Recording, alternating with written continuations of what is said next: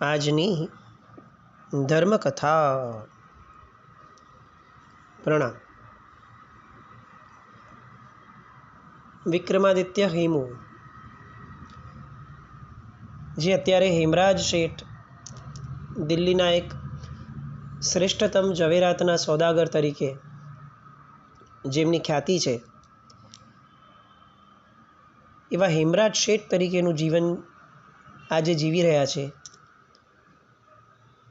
તેમને મળવા માટે છેક મેવાડથી એક જતીજી આવ્યા અને આ જતીજી એક નવી વાત લઈને આવ્યા છે કે જે વાતના કારણે કંઈક નવો ઇતિહાસ સર્જાવાનો છે. બંને જણા મળ્યા. દીવાનખંડની પાછળના ઓરડામાં જવાનું થયું. જતીજીને બેસાડ્યા અને જતીજી ત્યાંનું દ્રશ્ય જોઈ અને સ્તબ્ધ થઈ ગયેલા હતા. કારણ કે એ ઓરડો સામાન્ય ઓરડો નહીં, પણ કોઈ સેનાપતિની યુદ્ધ કચેરી જેવો લાગતો હતો. ઓરડાની દિવાલ આછા રંગોથી રંગાયેલી હતી. એના પર હાથીઓની સાઠમારીના, નૌકા યુદ્ધના, મહાભારતના, રાજા ચેટક અને ચંડપ્રદ્યોતની ચડાઈના, શસ્ત્રધારિણીને નરમુંડ ધરાવનારી જયા, વિજયા, ચક્રા, અપ્રતિચક્રા આ બધા દેવીઓના દ્રશ્યો દોરેલા હતા. બે ધનુષ્યની વચ્ચે મોટી ઢાલ, લાંબી સિરોહીની તલવારોની ત્રિકોણી શોભા, આ બધું શોભતું હતું. આર્યાવર્તના 3-4 નકશાઓ પડેલા હતા. એ નકશાઓમાં ક્યાંક ક્યાંક છેકાછેકી થયેલી પણ દેખાડતી હતી. એક નાનકડી અલમારી હતી જેમાં રાજનીતિ વિષયના કેટલાક ગ્રંથો હતા. મનુની મનુસ્મૃતિ, કૌટિલ્યનું અર્થશાસ્ત્ર, નીતિ વાક્યામૃત, અરહન નીતિશાસ્ત્ર કલિકાલ સર્વજ્ઞનું, સમ્રાંગણ સૂત્રધાર રાજા ભુજનું, આવા ઘણા ગ્રંથો. સાથે સાથે મુસ્લિમ રાજનીતિના, શરિયતના, ચડતી પડતીના ઘણા પુસ્તકો. ત્યાંથી થોડેક દૂર નાનકડી બંદૂક અને સોના ચાંદીના નકશીકામવાળી 2 ગજ લાંબી એવી એક બંદૂક ટીંગાડેલી હતી. કટારી, ખંજર, ગુપ્તી વગેરે થોડા હથિયાર પડ્યા હતા, જેના પર થોડી ધૂળ પણ ચડેલી દેખાતી હતી. આવો એ ઓરડો. એના મધ્ય ભાગમાં લાકડાનું સિંહાસન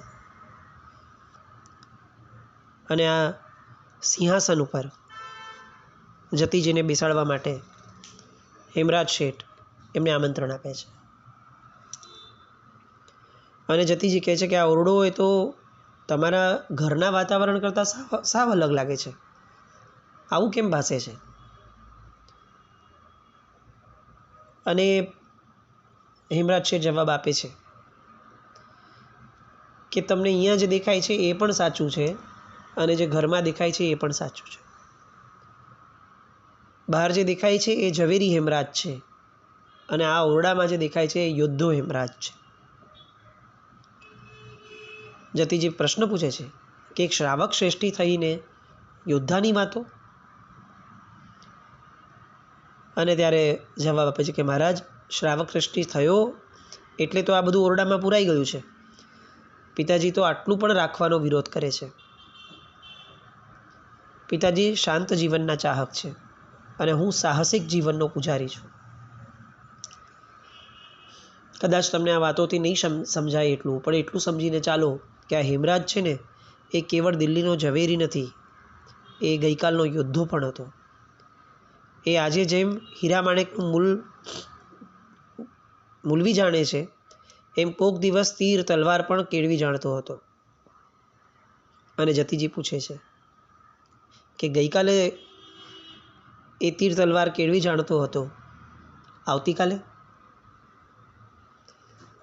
એક વેધક પ્રશ્ન આવ્યો અને હેમરાજજીએ એક ઊંડો નિશ્વાસ નાખ્યો. વાત બદલાવતા કહે છે કે સાહેબ, જતીજી, મહારાજ આપની વાત કરો. આટલી દૂરથી આવવાનું શા માટે? અને ત્યારે જતીજી કહે છે કે હું એક રાજકથા કરવા માટે આવ્યો છું. તરત હેમરાજ શેઠ બોલ્યા કે મહારાજ, રાજકથા એ તો શાસ્ત્રમાં નિષિદ્ધ છે. આપ કઈ રીતે એ કરવા માટે આવી શકો? અને હવે જતીજી માંડીને વાત કરે છે કે જે શાસનની અંદરમાં તું ને હું રહીએ છીએ, જે શાસનનો જય કરાવવા માટે તું ને હું જિંદગીભર માટે આ શાસનને વફાદાર રહ્યા છીએ, એ શાસનનો જય થાય એ માટેની આ રાજકથા છે. મારે એક એવા વ્યક્તિની વાત કરવી છે કે જે શાસનને માટે તન મન ને ધન કુરબાન કરી દે એવો લાખેણો નર છે, જે કાયાની માયા વોસીરાવી દે પણ પછી દેહમ પાતયામી વા કાર્ય સાધયામી આવી ભીષ્મ પ્રતિજ્ઞા કરે. દેહ પડી જશે તો ચાલશે પણ હું કાર્ય સાધીને રહીશ. આવા બે નર મને જોઈએ છે. એમાંનો એક નર મને મળી ગયો છે અને બીજા નરની હું શોધમાં છું. અને આ પૂછે છે કે કયો નર મળી ગયો? જે મળી ગયો, પ્રાપ્ત થયો, એ કોણ છે? એટલે કહે છે કે હિન્દુપત પાદશાહીના પરમ ઈચ્છુક મહારાણા સાંગા એના પરમ મિત્ર તોલાશા એનો એ પુત્ર છે. અને હેમરાજ ઊભો થઈ જાય છે અને તરત કહે છે કે કોણ? કર્માશા? ઓહો, એમનું જીવન તો ધન્ય છે. મેં અનેકોના પુણ્ય નામના મુખે એમનું નામ સાંભળ્યું છે. અને જતીજી માંડીને વાત કરે છે કર્માશાની કે વીર કર્માશા, કાપડના મહાવેપારી, આજે તો ચિત્તોડમાં અને ગુજરાતમાં જૈન શાસનની જય પતાકા ઉડાડી છે. ચિત્તોડ એ આજે પણ રજપૂતોનું છે, પણ ગુજરાત ઇસ્લામીઓનું છે. એકવાર આ કર્માશાની દીર્ઘદ્રષ્ટિ કેવી છે એની વાત હું આપને કરવા આવ્યો છું. એકવાર એક શાહજાદો રખડતે હાલે ચિત્તોડમાં આવ્યો. વરુઓના પંજામાંથી જેમ ઘેટું નાસી છૂટે એમ બિચારો નાસીને આવ્યો હતો. સગાવાલા પોતાના એના શત્રુ બન્યા હતા. શાહી હત્યારાઓ શિકારી કૂતરાની જેમ એની ગંદે ગંદે પાછળ પડ્યા હતા. કોઈનો ભરોસો નહોતો, કોઈનો આશ્રય નહોતો.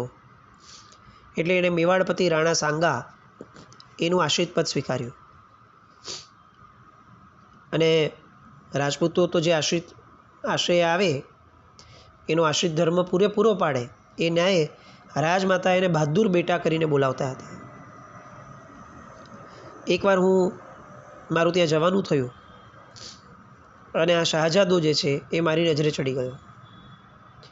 તકતકતું એનું લલાટ, લાંબી લાંબી એની ભૂજાઓ, અને મેં ભવિષ્યવાણી બાકી કે થોડા જ સમયની અંદરમાં એનો ભાગ્ય સૂર્ય ચમકવાનો છે, એ બાદશાહી મેળવશે. આ વાત કર્માશાહે સાંભળી. કર્માશાહ મારી પાસે આવ્યો. મેં એને પ્રેરણા કરી. એટલે હવે કર્માશાહે ઉદાર દિલ રાખી શાહજાદાને મદદ કરવાની ચાલુ કરી. જોઈએ એટલું કાપડ આપવા માંડ્યું, અન્ય ચીજ વસ્તુઓ પહોંચાડવા માંડી. બંને મિત્ર બન્યા. રાણા સાંગા પછી રાણા રત્નસિંહ એ સિંહાસનપતિ બન્યા. એમણે પણ આ શાહજાદાને સરસ રીતે રાખ્યો. અને આખરે મેં એને કીધેલી ભવિષ્યવાણી ફળી. એક દિવસ ગુજરાતના શાહી સવારો એ શહેજાદાને બહુમાનપૂર્વક તેડવા માટે આવી પહોંચ્યા. એ શાહજાદાની ત્યાંથી વિદાય થઈ અને છેવટે કર્માશાહ અને શાહજાદો બંને ભેટી પડ્યા. શાહજાદો ગળગળો થઈ ગયો અને કહે છે કે કર્માશાહ, મારી પાસે વાટ ખર્ચી પણ નથી. અને ત્યારે કર્માશાહ તરત એને 1,00,000 રૂપિયા ગણીને આપી દે છે. શાસ્ત્રો કહે છે કે સારા ક્ષેત્રમાં વાવેલા બી કદી નિષ્ફળ જતા નથી. શાહજાદાનો પુણ્યોદય જાગ્યો હતો. એ ગુજરાતના સુલતાન મુઝફ્ફર શાહની ગાદીએ આવ્યો. બહાદુર શાહ એ એનું નામ છે. એણે શાહી દરબાર ભર્યો, શાહી ફરમાન જાહેર કર્યા, અને એમાંથી એક શાહી ફરમાન એનું છૂટ્યું કે જેમાં એણે પોતાના પ્યારા મિત્ર કર્માશાહને માનપાન સાથે રાજનગર તેડી લાવવા માટે ફરમાન છોડ્યું. સોનાની પાલખી અને અરબી તોખાર રવાના થયા. ચિત્તોડ પહોંચ્યા. કર્માશાહને શાહી સન્માનથી તેડી લાવ્યા. ગુજરાતનો બાદશાહ દોડી અને જૈન વીરને ભેટી પડ્યો. આખી સભાની દેખતા એણે પેલી કહેવત કહી કે એક શાહ વાણિયો અને બીજો શાહ બાદશાહ, અને વ્યાજ સાથે 1,00,000 રૂપિયા પાછા આપ્યા. ઉપરથી કહ્યું કે કર્માશાહ, કંઈક માંગો. કર્માશાહ કહે છે કે શું માંગું? તમારી કૃપાથી મારે કોઈ વાતની કમી નથી. ફરી પાછું કહે છે કે નહીં, તો પણ કંઈક માંગો. અને કર્માશા વિચારમાં પડી ગયા. અને એ ક્ષણે એ કર્માશાને યાદ આવ્યું એમનું પવિત્ર તીર્થ શત્રુંજય. સમરશાહે સ્થાપેલા જીન પ્રતિમાનું મસ્તક કોઈએ ખંડિત કરેલું. આ પ્રયત્ન સફળ થયો અને કર્માશાહે સુલતાનને કહ્યું કે તીર્થાધિરાજ શત્રુંજય ઉપર હું મારી કુળદેવીની મહોત્સવપૂર્વક સ્થાપના કરવા ઈચ્છું છું. એમ કરવા માટે તમે મને બંદોબસ્ત આપો. સુલતાન બહાદુર શાહે વઝીર આઝમને તેડાવ્યા. મુનશીઓ પાસે ફરમાન લખાવવા હુકમ કર્યો અને તરત શાહી મહોર સિક્કા એની પર લગાડવામાં આવ્યા. હુક્કો તૈયાર કર્યો. કિનખાબની થેલીમાં મૂકી અને સુલતાને પોતાના હાથેથી કર્માશાહને આપ્યો. બસ શાસનદેવે મારી ઈચ્છા પૂરી કરી અને કર્માશાહે કરેલી આ શાસન ભક્તિ હજારો વર્ષોના ઇતિહાસમાં અમરપણે લખાઈ ગઈ. હેમરાજ શેઠ નાચી ઉઠે છે. આવી શાસન પ્રભાવના. વંદન છે આપને, ધન્ય છે કર્માશાહને પણ. અને ત્યારે જતીજી કહે છે કે એમ ધન્યવાદથી નહીં ચાલે. હેમરાજજી સાબદા થાવ. હું તો બીજો કર્માશાહ મેળવવા માટે આ દિલ્હી આવ્યો છું. હેમરાજ કહે છે કે બીજા કર્માશાહ દિલ્હીની બજારોમાં નહીં મળે મહારાજ. દિલ્હી તો અજબ ગજબ છે. અને જતીજી કહે છે કે શું વાત કરો છો? મેં આ જીવન તપ કર્યું છે. પવિત્રતાને મેં સદા સંગીની લેખી છે. જ્ઞાનોપાસના એ મારું નિત્ય કર્તવ્ય છે.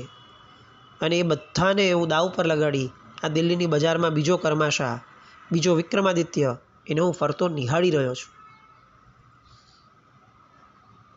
અને હેમરાજ કહે છે કે આપ તો કવિ છો. આપને તો આ બધા શબ્દો, આ બધી વાતો મળી રહે. પણ આ વાતોનું સામર્થ્ય, બળ કેટલું? જતીજી કહે છે કે સામર્થ્ય વિના હું શબ્દો કાઢું નહીં. મારી આશા અવંધ્ય છે. હું કવિ નથી. કવિ હોત તો ક્યારનો ઠેકાણે પડી ગયો હોત. પણ જો તમે રાજકાજમાં ભાગ લો, પરિસ્થિતિની પારાશીશીનો ને પેખવાનું શરૂ કરો, તો તમે પણ વિક્રમાદિત્ય બની શકો. હેમરાજ સ્તબ્ધ છે. હું અને વિક્રમાદિત્ય? હા. રાજા નાનુદેવના વંશજને, સિંહના બચ્ચાને શું સિંહ બનાવવા પડે? અને બધી વાતો કરે છે. જૈન બનીને પુરુષાર્થના પરમ આદેશને તમે કેમ વિસારી દો છો? મેઘ બનીને વરસી પડો. રૈયત જુલમથી ત્રાસી ઉઠી છે. પ્રજા નીતના તોફાનોથી કંટાળી છે. જમીનના રસકસ હણાતા ચાલ્યા છે. જમીનદારો ભૂખ્યા ડાંસની જેમ ખેડૂતોને ચૂસી રહ્યા છે. રાજાઓ સ્વાર્થી અને પ્રમાદી બન્યા છે. મુસલમાનોમાં પરસ્પર ભેદભાવ ભરાણા છે. કોઈ કોઈનું નથી. સમ્રાંગણમાં શૂરો પણ સામ્રાજ્યની રચનામાં પારકાને આધીન રહેનાર બીમાર બાબરશાહ આજકાલનો મહેમાન છે. દિલ્હીનું તખ્ત કોઈ સારો રાજવી માંગે છે. એક ગુપ્ત વાત કહું. મેવાડમાં નવા રાણા વિક્રમજીતે સ્વજનો સાથે હોળી સળગાવી છે. શુરા મહુડીઓએ સુલતાન બહાદુર શાહને ગુજરાતથી તેડ્યા છે. બોલો આ કેવી સુનેરી પડ છે? અને આ બધું સાંભળી અને હેમરાજ એકદમ જતીજીને કહે છે કે થોભો મહારાજ, થોભો. આપ જે બોલો છો ને એના કારણે મારો જરિયાનો જામો ફાટફાટ થઈ રહ્યો છે. મારા હૃદય પિંજરામાં પુરાયેલું પંખી તક મળતા એકાએક બહાર ધસી આવે એમ મારા હૃદય તરંગો એ આજે કબજામાં નથી. વર્ષોથી દિલમાં વાળી રાખેલા એ મારી ઈચ્છાઓના મિનારાઓ એ આજે એની પૂર્ણતા તરફ ધસી રહ્યા છે. એક બાજુ પિતૃ આજ્ઞાપાલક એવો હેમરાજ છે, પણ આજે હું છડેચોક કહું છું કે હું હેમરાજ ઝવેરી નથી ને 7 વાર નથી. મહારાજ આ ધનુષ્યબાણ જોયા છે? જોનપુરની નિશાળમાં એનો પ્રચંડ ટંકાર કરનાર કોક જ મારો સમો વળ્યો હતો. અંધેરી રાતમાં નિશાન પાડવા મારે મને સહેલી વાત હતી. અને આ શમશેર પટ્ટાબાજીમાં મને પછાડે એવો નર કોકની માએ જ જણ્યો હશે. શું તુર્ક, શું મોગલ, શું અફઘાન કે શું રાજપૂત, મારી પટ્ટાબાજીને કોઈ પહોંચી વળ્યું નથી. ગજ સેનાનો મને બાળપણથી શોખ.